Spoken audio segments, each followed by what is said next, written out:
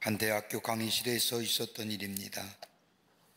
수업 시간 한 교수님이 강의 중에 주머니에서 20달러 지폐를 꺼내면서 이 20달러를 가지고 싶은 사람이 있으면 손 들어 보십시오라고 이야기하자 강의실에 있는 모든 학생이 조요조요하며 손을 듭니다. 그때에 이 교수님이 말하기를 여러분 중 한 명에게 이 돈을 줄 터인데 그 전에 이 돈을 좀 구겨야겠습니다라고 하며 20달러의 지폐를 구긴 다음 학생들에게 다시금 묻습니다. 아직도 여러분 가운데 이 돈을 가지고 싶은 사람이 있습니까? 그러자 강의실 안에 있는 모든 학생들이 조요조요하며 다시금 손을 듭니다. 그때 교수님은 그러면 여러분 내가 이렇게 하면 어떨까요? 라고 하면서 돈을 바닥에 떨어뜨린 다음 돈을 발로 밟기 시작하는 겁니다. 그런 후에 학생들에게 묻습니다. 아직도 여러분 가운데 이 돈을 가지고 싶은 사람이 있습니까? 그러자 교실 안에 있는 모든 학생이 다시금 유동성으로 조요조요하고 소리를 집니다. 그때 이 교수가 말합니다. 여러분, 저는 지금 여러분에게 중요한 것 하나를 말씀했습니다. 내가 이 20달러의 지폐를 어떻게 하든 여러분이 이 돈을 계속해서 가지고 싶어 했습니다. 왜냐하면 이 돈의 가치는 구겨지고 짓밟혀도 20달러의 가치는 변하지 않기 때문입니다. 그러면서 이야기를 하기를 우리가 인생을 살다 보면 때로는 삶이 구겨지고 짓밟힌 것처럼 느껴질 때가 있을 겁니다. 때로는 오지 못한 결정으로 안 좋은 결과가 생길 수도 있고 실패로 인하여 삶의 의미가 없다고 생각할 때도 있을 것입니다. 그렇지만 분명한 한 가지의 사실은 여러분 무슨 일이 일어나든지 여러분의 가치를 잊어버리지 마십시오. 자신에 대한 믿음을 가지고 사시기 바랍니다 라고 말했다고 합니다. 여러분, 예수를 믿든 아니 믿든 우리가 사는 우리의 삶, 한 가지 공통된 것이 있다고 한다면 우리의 삶 속에 갇힌 인생으로 살아가는 것, 이건 누구나 가지고 있는 바람일 겁니다. 더더욱이 하나님의 부르심을 받아서 이 땅에 하나님의 사람으로 살아가는 그리스도인의 삶이라고 한다면 더더욱 그러할 겁니다. 세상의 사람들은 우리를 향해서 그리스도인이라고 부릅니다. 그리스도인이란 말은 성경에 3번 나오는데 그 한 번이 지금 지주로 인하여 어려움을 겪고 있는 저 터키의 수리의 안디옥, 그것에 세워진 안디옥 교회의 성도들을 보면서 예수를 알지 못하는 사람들이 저들을 그리스도인이라 불렀던 것이 시작입니다. 그리스도인이란 말은 예수께 속한 사람이란 뜻이요, 삶의 주인이 예수님이란 이야기요, 더 나아가 우리의 삶의 초점이 세상을 향해 있는 것이 아니라 예수께 초점이 맞추어 있는 사람을 가리켜서 그리스도인이라 부릅니다. 그러게 그리스도인의 삶은 어디서 예수를 만나느냐? 하나님의 말씀 가운데 예수를 만납니다. 말씀을 보면서 예수님의 음성을 듣습니다. 근데 여러분의 말씀을 보면서 예수님을 만나고 예수의 음성을 들으면서 우리가 만나는 예수님은 어떤 분이십니까? 여러분이 만나는 예수님은 어떤 분으로 만나시는가요? 성경은 예수님 어떤 분이냐? 주는 분으로 얘기합니다. 주는 자. 그러게 마태복음 20장 28절 이하의 말씀을 보면 예수님이 십자가를 지시기 위하여 예루살렘에 올라가시면서 인자가 온 것은 섬김을 받으려 함이 아니라 도리어 섬기려 하고 자기 목숨을 많은 사람의 대속물로 주려 함이니라고 말씀하셨습니다. 예수님이 땅에 오신 목적은 다른 것이 아니라 주시기 위하였다는 겁니다. 우리에게 구원을 주시기 위해서, 우리에게 평화를 주시기 위해서, 우리에게 참된 행복을 주시기 위해서 우리 예수님이 인간의 몸을 입으시고 이 땅에 오셨다는 겁니다. 그러게 예수님을 모시고 사는 삶에는 기쁨이 있습니다. 감격이 있습니다. 구원의 놀라운 은혜가 있습니다. 세상이 어수선하고 들려오는 이야기가 우리에게 불안감과 더불어 절망감을 가져다 줄지 모르지만 예수를 모시고 사는 삶에는 예수님 우리의 삶의 주인 되어주시기에, 우리의 삶을 인도하여 주시기에 우리 안에 평안함이 있습니다. 이것으로 끝나는 것이 아니라 하나님과의 죄로 인하여 단절된 관계가 예수님을 인하여 회복되었을 뿐만 아니라 이웃과의 관계도 회복되었습니다. 더 나아가 내가 누구인지도 잘 모르던 내 자신이 예수를 믿어 내가 누구인지를, 내가 어떤 사람인지를 새롭게 깨닫고 나 자신과 새로운 관계성의 주인이 되었습니다. 그러기에 참된 행복이 우리 안에 있습니다. 이 복, 이 은혜로 주신 복들 나 혼자만 움켜쥐는 것이 아니라 예수님처럼 다른 사람에게 주는 삶, 나누는 삶이 바로 그리스도인의 삶입니다. 오늘 본문의 말씀을 보면 예수님께서 12명의 제자를 부르십니다. 그리고 12명의 제자들에게 더러운 귀신을 쫓아내며 모든 병과 모든 약한 것들을 고치는 능력을 주십니다. 그리고 이방인의 길로도 가지 말고 사마리아인의 고을에도 들어가지 말고 잃어버린 이스라엘의 집에 디더가 잃어버린 양에게 하나님의 말씀을 전하라고 하나님의 말씀을 제자들에게 주십니다. 그 말씀은 다름이 아니라 천국이 가까이 왔다, 이 말 전하오라 하시며 예수님께서 주신 능력으로 병든 자를 고치며 죽은 자를 살리며 나병한 자를 깨끗게 하며 귀신을 쫓아내되 너희가 거저 받았으니 거저 주라 말씀하십니다. 하나님이 너에게 은혜를 주신 것들, 그것이 재물이든 능력이든 그것이 어떤 것이든지 너를 위해 사용하지 말고 다른 사람을 위하여 사용하는 자, 너 또한 주는 자가 되라는 말씀입니다. 우리의 삶에 풍성한 삶을 살아가는 원인이 어디 있을까요? 다름이 아니라 예수님이 우리에게 주셨기 때문입니다. 그러기 오늘 예수님께서 너희도 거저 받았으니 거저 주라고 하신 이 말씀, 이 안에는 어떤 영적 의미가 담겨져 있을까요? 오늘 우리에게 하시는 주님의 말씀이기도 합니다. 함께 말씀을 나누며 은혜 받기를 원합니다. 첫째는 거저 받은 은혜를 나누라는 겁니다. 아무 대가 없이 받은 은혜를 다른 사람에게 나누어 주라는 겁니다. 오늘 본문의 말씀을 보면 2절부터 4절의 말씀을 보면 예수님의 제자들의 이름이 나옵니다. 12사도의 이름은 이러하니 베드로라는 시몬을 비롯하여 그의 형제 안드레와 세베의 아들 야고보, 그의 형제 요한, 빌립과 바돌로메, 도마와 세리마테, 알포의 아들 야고보와 다데오, 가나인 시몬과 가룟 유다 곧 예수를 판자라. 다른 복음서에는 예수의 이름이 한꺼번에 이렇게 나오지 않습니다. 근데 유독 마태복음에만 예수님의 제자들의 이름이 나오면서 1절 말씀에 더러운 귀신을 쫓아내며 모든 병과 모든 약한 것을 고치는 능력을, 권능을 주시니라고 말씀합니다. 여러분, 예수님께 부름받은 제자들의 모습을 보십시오.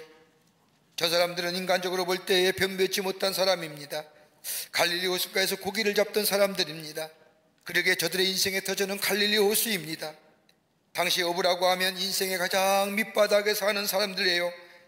일자 무식의 사람들입니다. 그런데 이런 사람을 예수님께서 부르시어 당신의 제자로 삼으실 뿐만 아니라 사도로 세우시고 오늘 본문의 말씀을 보면 그들에게 병 고치는 능력을 주십니다. 귀신 내어쫓던 권세를 주십니다. 그뿐 아니라 말씀과 지혜의 권세를 주셔서 하나님의 말씀을 전할 수 있게 하십니다. 그리고 말씀의 전파 사역자로 저들을 파송시키십니다.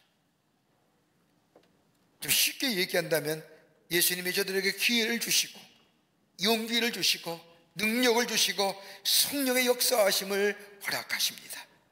그리고 하나님의 말씀을 전하라 전파하시는 사명을 저들에게 허락해 주십니다.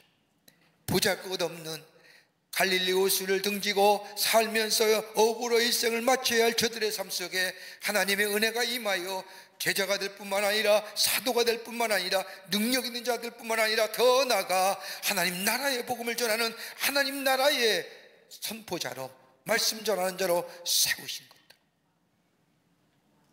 소망 없는 인생이었습니다. 자신의 생업을 통하여 열심히 살다가 죽을 인생입니다.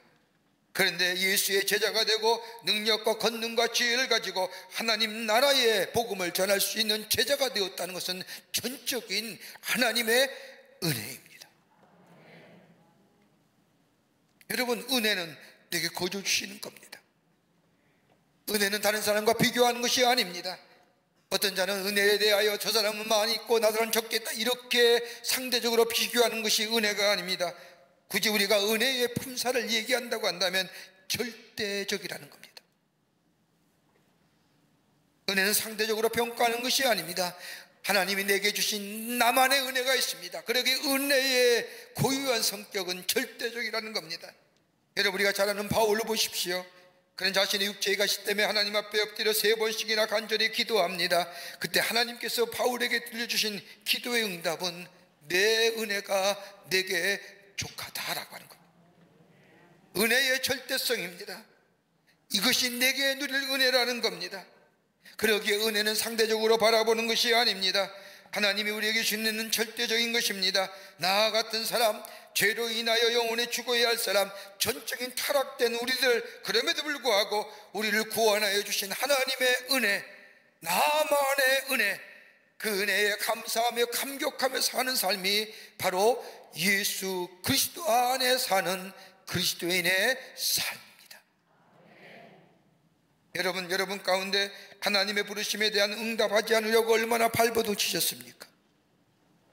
저는 오늘 장로님의 간증의 이야기를 들으면서 참으로 은혜를 받은 적이 있습니다. 이 장로님이 예수 믿은 지 25년 되었답니다. 근데 그 장로님께서 자신이 예수 믿은 동기를 말씀해 주시는데 그 자체가 은혜가 됩니다.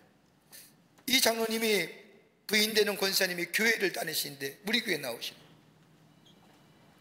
근데 이 부인이 사는 집이 멀어서 집에 올라오면 긴 시간이 걸리니까 이 아내 되는 권사님께서 자기를 좀 교회에 데려다 달라고 부탁을 해서 사랑하니까 아내를 교회로 운전해서 운전사가 되어서 교회까지 데려다 줍니다. 그러면 아내 되는 권사님은 교회 안에 들어오고 그 장로님 되시는 분은 그때는 뭐 병신도 있죠. 아무도 모르는 밖에서 기다리는 겁니다. 그렇게 3개월 기다렸다. 웬만하면 들어올만 하죠. 3개월 뭐 했냐 그랬더니 책도 읽고 음악도 듣고 심심하면 드라이브 하면서 심심하면 백화점도 갔다가 교회에 왔는데 백화점 간 겁니다. 근데 가만히 보니까 부인 권사님이 한결같이 교회를 빠지지 않는 거예요. 궁금해요. 도대체 교회 안에 뭐가 있기에 도대체 저 양반이 교회에 들어가서 예배를 드리고 1시간 20분 예배 드리고 나오면서 저렇게 기쁠 수 있을까 궁금한 겁니다. 아내는 먼저 집에 교회에 들여보내고 몰래 슬금이 교회에 들어와 저 뒷자리에 앉았는데 도대체 목사님이 얘기하는데 알 수가 없다는 거예요. 알 수 없지요. 생전 처음 듣는 얘기니까. 그래서 가만히 멍하니 딴 생각하고 있다가 예배를 마치는데 그 예배 가운데 딱 하나 마음에 감동이 오는 게 있답니다. 다름이 아니라 성가대 찬양이었답니다. 찬양 잘 부르세요. 감동되게 부르셔야 돼요. 감동이 아니라 영감 있게 부르셔야 돼요. 그 찬송을 들었는데 마음에 감동이 들어가는 겁니다. 그것 때문에 그 다음 주일도 저 뒷자리에 앉아서 목사님의 예배나 설교가 중요한 것이 아니라 성가대 찬양을 들으면서 큰 감동을 받고 그렇게 마음이 편하다는 겁니다. 노래방에서 노래도 불러보고 소리도 질렀는데 그 평안함과는 비교할 수 없는, 그러면서 시간이 가면 갈수록 점점점 자리가 앞으로 당겨지는 겁니다. 그러다가 6개월 좀 지났는데 어느 분이 자신의 겉면에서 성가대 좀 해보라는 겁니다. 노래를 좋아했기에 성가대에 통하여 감동을 받았기에 세례도 받지 아니하고 그냥 무턱대고 성가대석에 앉은 겁니다. 처음 부르는 성가, 세상의 곡조, 세상의 유행가에 가서는 익숙해 있지만 성가 찬양하는 거에 익숙지 않았지만 그래서 노래가 좋아하기에 노래를 부르기 시작합니다. 그렇게 노래를 부르면서 세례받고 노래 부르면서 집사가 되고 권사가 되고 25년 동안 한결같이 찬양대의 자리를 지켰다. 자신이 예수 믿게 된 동기는 주님이 그렇게 부르셨는데 내가 얼마나 거절했나, 뺀질뺀질하게 교회 보면 돌았죠. 그 강권하심에 그 부르심에 얼마나 발버둥쳤는데, 그러나 거절할 수 없는 하나님의 은혜로 예수님을 영접하여 새로운 하나님의 존재가 되었다고 고백하는 그 간증의 일들일 때에 얼마나 큰 감동이 돼요. 여러분, 하나님의 말씀을 들으면서도 양심에 갇히게 되면서도 불구하고 내 마음대로 내 뜻대로 살았고 얼마나 노력했습니까? 그런데 하나님의 그 강권하신 은혜로 나를 사로잡으셨습니다. 여러분 믿으십니까? 이 대목에 아멘하셔야 되는 거예요. 이 고백이 우리 가운데 있어야 됩니다. 그러기에 내가 나를 스스로 아무리 변화시키려고 해도 변화시켰던 나의 심령이, 내가 강팍했던 마음이 변화되어 가는 역사들. 여러분, 은혜 아닙니까? 나만이 주시는 하나님의 은혜, 그러기에 이 은혜는 절대적인 은혜입니다. 강권적인 은혜요, 불가항력적인 은혜입니다. 그러기에 하나님의 능력으로 내가 존재하는 겁니다. 예수 믿는다는 것은 다름이 아니라 은혜를 깨닫고 은혜로 시작되는 것이 바로 예수를 믿는 자의 삶이요, 예수 믿는다는 겁니다. 그러기에 내 삶이 어렵고 힘들다 할지라도 이 하나님의 은혜가 있기에 나를 지키시고 나를 인도시고 보호하시고 부르신 그 하나님의 절대적 은혜가 있기에 늘 감사하며 감격하며 사는 삶, 바로 그것이 그리스도인의 삶이요 하나님의 백성된 삶의 모습이라는 겁니다. 은혜가 되려고 하면 은혜로 깨달아야 됩니다. 느껴져야 됩니다. 그럴 때 감사가 있고 감격이 있으며 만족이 있으며 내 삶을 하나님 앞에 위임할 수 있는 겁니다. 삼중장애자였던 헬렌 켈러 여사의, 여러분 잘 아실 겁니다. 눈도 보이지 아니하고 귀도 들리지 아니하고 말도 할 수 없는 불행을 딛고 한평생 살았던 여인입니다. 근데 그는 훌륭하게 많은 일들을 하면서 많은 사람들에게 용기를 주었습니다. 그 마지막 말년에 어떤 기자가 헬렌 켈러를 찾아와서 묻습니다. 당신은 육체적 고통과 함께 평생을 살아왔는데 당신은 하나님을 원망한 적이 없습니까? 이 말을 들은 이 헬렌 켈러 여사가 싱긋 웃으면서 대답하더라는 겁니다. 내가 하나님께로부터 받은 은혜가 얼마나 많은지요, 그 은혜를 헤아리는 것만으로도 시간이 없는데, 그리고 하나님께 감사하는 것도 부족한데 내가 어찌 원망 같은 것을 할 시간이 있겠습니까? 감사하고 그 은혜를 기뻐하는 것으로 나는 시간이 부족합니다라고 대답하였다고 합니다. 내게 주신 은혜, 하나님이 나만에 주신 은혜입니다. 절대의 은혜입니다. 여러분, 이 거저받은 은혜, 내가 하나님의 말씀을 전하는 것도 내가 받은 은혜를 나누는 겁니다. 내가 다른 사람을 섬기는 것도 내가 받은 하나님의 은혜를 나누는 겁니다. 내게 있는 것들로, 내게 주신 재능으로, 그 밖의 것들로 다른 사람을 세우고 기쁘게 하는 것조차도 내게 주신 은혜를 다른 사람에게 나누는 삶, 여기에 이 믿음의 고백에 하나님의 생명의 축복을 더하시는 역사가 있게 됩니다. 두 번째는 대가를 바라지 않는 삶입니다. 받은 은혜를 나누어 주되 보상의 원칙을 거부하라는 겁니다. 오늘 8절의 말씀을 보면 예수님께서 저들에게 말씀하십니다. 병든 자를 고치며 죽은 자를 살리며 나병 환자를 깨끗게 하며 귀신을 쫓아내며 너희가 거저 받았으니 거저 주어라고 말씀합니다. 쉽게 표현하자면 보상의 심리를 버리라는 겁니다. 내게 주신 능력들, 오늘 여기 말씀하면 죽은 자를 살리며 병든 자를 고치며 나병 환자를 깨끗게 하며 귀신을 쫓아낸 것, 여러분 제자들이 탁월하고 능력과 권세가 있어가 아니라 하나님이 저들에게 그 은혜로 주신 능력 끝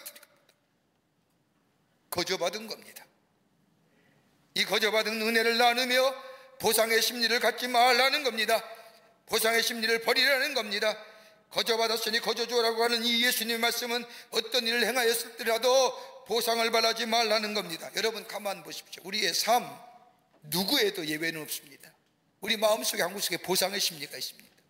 내가 이만큼 일했는데, 내가 이렇게 힘써 땀 흘렸는데, 여러분 세상의 원리는 다분히 보상의 법칙가 존재하지요. 내가 땀 흘린 만큼, 내가 노력한 만큼 열매가 거둬지거나 인정하지 아니하면 거기에 원망과 불편이 생기고 시험 듭니다. 여러분 세상에 땀 흘린 만큼 내게 보상이 있어져야 됩니다. 이걸 가리켜서 수학의 법칙.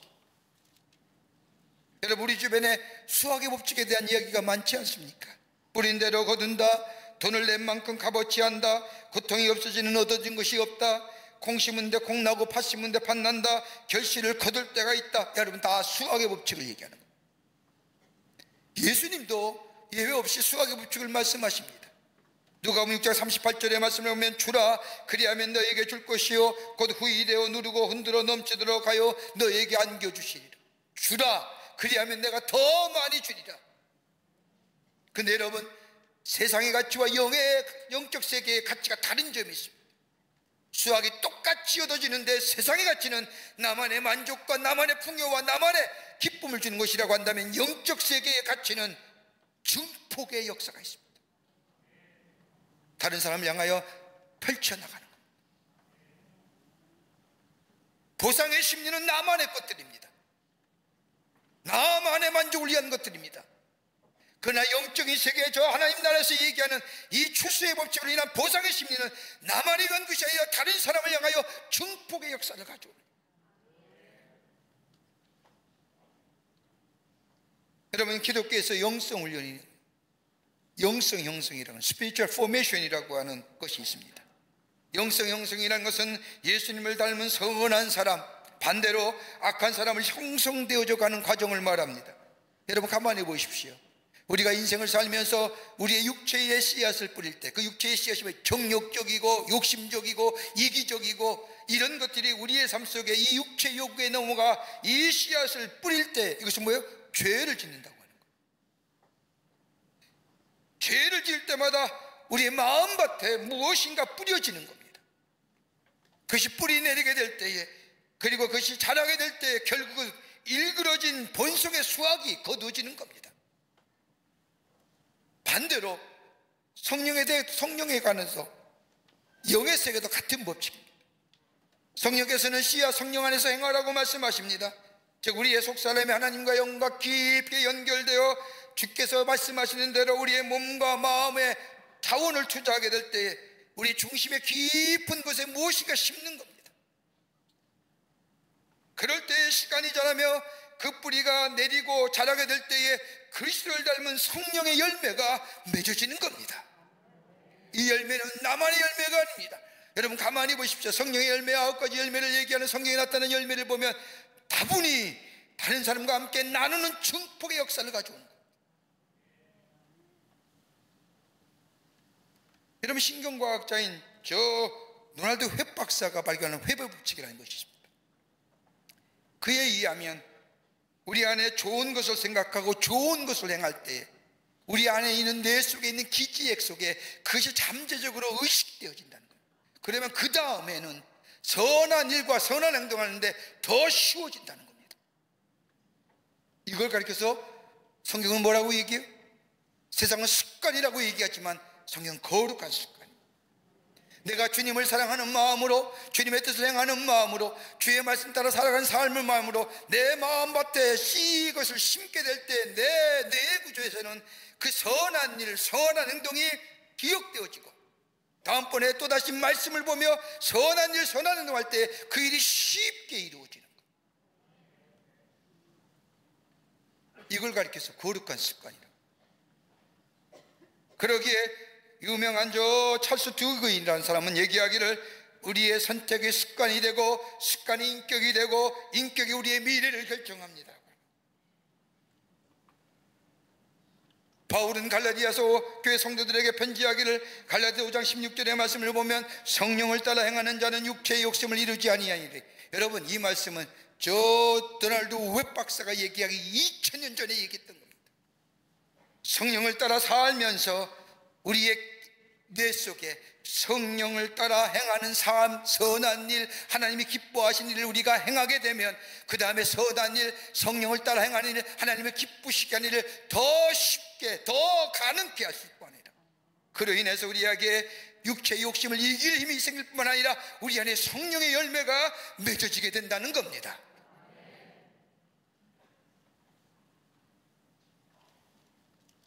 보상의 심리를 하지 말아요. 당연히 수학의 법칙으로 열매진.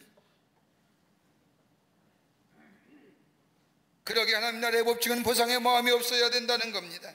그런데 보상의 마음은 안 같달지라도 우리 하나님은 기억하신다는 겁니다. 하나님은 선한 일에 대하여 보상해 주십니다. 시편 37편 25절의 말씀을 보면 의인의 자식은 걸식함을 보지 못하였다라고 말씀하신 것처럼 의인이 어떤 걸까요? 상대적 의일까요? 아닙니다. 하나님께과의 절대적 의입니다. 하나님이 나를 의롭다 하신 겁니다. 저 아브라함에게 그가 하나님을 믿음에 그를 의롭다 여기셨던 것처럼 하나님을 믿는 믿음이 있을 때 하나님 우리를 의인이라고 칭해 주십니다. 그 의로운 자에게는 성령을 따라 행하며 하나님의 말씀에 순종하며 우리 안에서 선한 일과 선한 행동을 통하여 하나님의 사람으로 선한 영향을 미치는 그 삶에는 하나님은 다른 사람들은 기억하지 못한다 할지라도 우리 하나님은 기억하시고 보상해 주시는데, 의인의 자손은 천대 만대 축복해 줄 뿐 아니라 걸식함이 없는 삶으로 하나님이 인도해 주신다는 겁니다. 이걸 가리켜서 예수님 뭐라고요? 30배, 60배, 100배의 열매가 맺어진다는 겁니다. 왜 우리 그리스도인의 삶이 원망과 불평이 많습니까? 왜 주의 일하다가도 헛들감에 빠지는 이유가 어디 있을까요? 보상이요. 여러분 기억하세요. 우리 하나님이 기억하시는 거예요. 그리고 갚아주세요. 세상이 보상하지 않는다 할지라도 우리 하나님은 선한 일, 적은 일조차도 기억하시고 하나님 갚아주신다는 겁니다. 탈무드에 보면 이런 이야기가 나옵니다. 선한 일을 할 때에는 베푼 사람도 받은 사람도 모르게 하라고 말합니다. 수의의식벌이라는 거예요. 시의의식벌이라는 거예요. 그러게 오늘 주님도 주는 것이 받는 것보다 복되도다. 거저 받았으니 거저 주라 하시는 겁니다. 그럴 때 그 믿음에 뭐예요? 생명의 축복을 더하시는 역사가 우리 가운데 나타나자 이루어지게 되는 줄 믿습니다. 끝으로 하나님의 갚아주심을 믿으라는 겁니다. 거저 받았으니 거저 주라고 하는 예수님의 말씀은 하나님이 기억하시고 갚아주심을 믿으라는 겁니다. 여러분, 이것이 하나님 나라의 법칙 안에 사는 인생의 모습입니다. 이 인생의 믿음 안에서 더 풍성한 생명의 축복을 얻는 비결입니다. 여러분, 마태복음 25장 31절의 말씀을 보십시오. 예수님이 십자가에 달려 돌아가시기 전에 제자들에게 천국에 관한 비밀을 말씀하시면서 양과 염소의 비유를 하시지요. 그래서 양은 그 오른편에, 염소는 그 왼편에 두게 하십니다. 그리고 양의 편 산 오른쪽의 사람들에게 말씀하십니다. 내 아버지께서 복을 받을 자들이여, 이제 나와 창세로부터 너희를 위하여 예비된 나라를 상속하라고 말씀하자.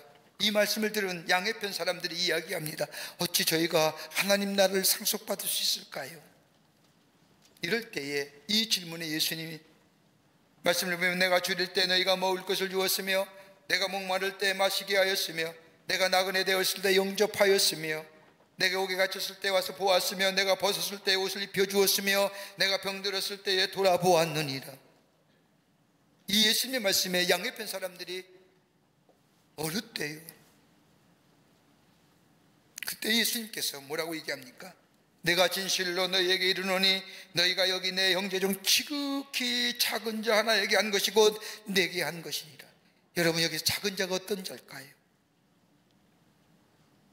소외된 자, 고독한 자, 어려움 당한 자, 힘든 자, 괴로워하는 자.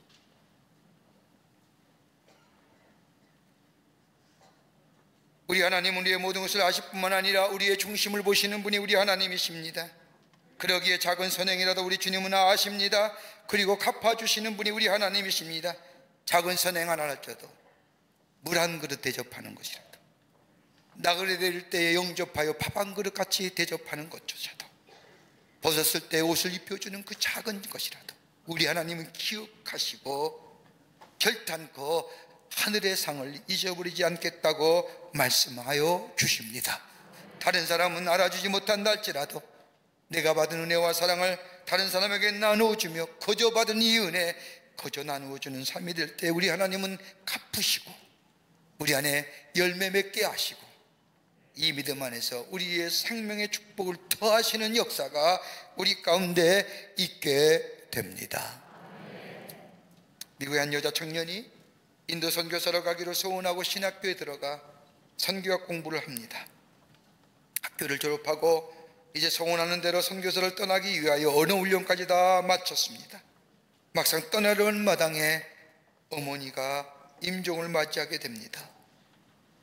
어머니 임종을 맞이하면서 마지막으로 이 딸아이에게 부탁하기를, 얘야, 로마에 있는 내 여동생이 병중이라는데 내가 가야 되는데 내가 가지 못하니 나의 대신 한번 가보고 선교지로 떠나는 것이 어떻겠냐라고 말하고 이것을 유언으로 남기고 세상을 떠났습니다.